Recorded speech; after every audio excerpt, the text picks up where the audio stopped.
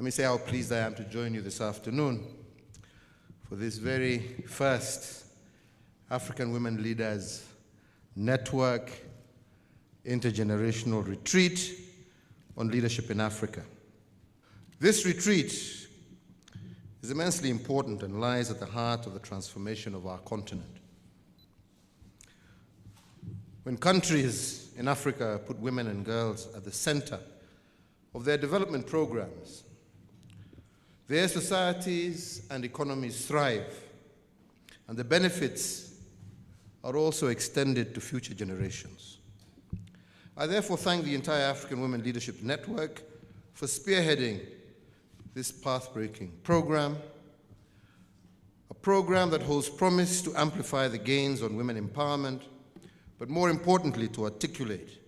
on what more needs to be done to enlarge the space for women to more effectively contribute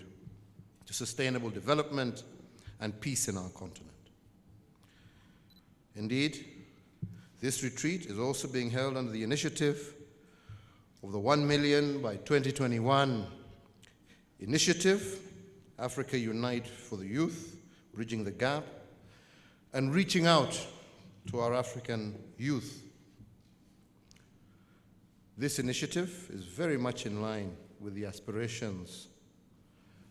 especially Aspiration 6 of the African Union's Agenda 2063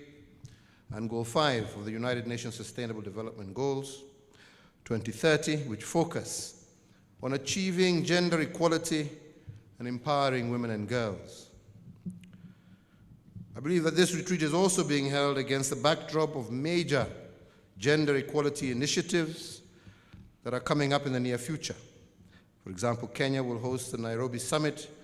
on the International Conference on Population and Development from the 12th to the 15th of November this year. This summit, that is themed Accelerating the Promise of International Conference on Population and Development, will galvanize change and mobilize leadership in addressing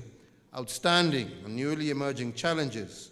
related to population and development, with a focus especially on adolescence, as well as the sexual reproductive health agenda. Similarly, in September of 2020, the entire global community will mark the 25th anniversary of the Fourth World Conference on Women and the adoption of the 1995 Beijing Declaration and Platform for Action. Indeed, as we all prepare for both these conferences, I want to challenge all of you here today to ensure that a strong African woman voice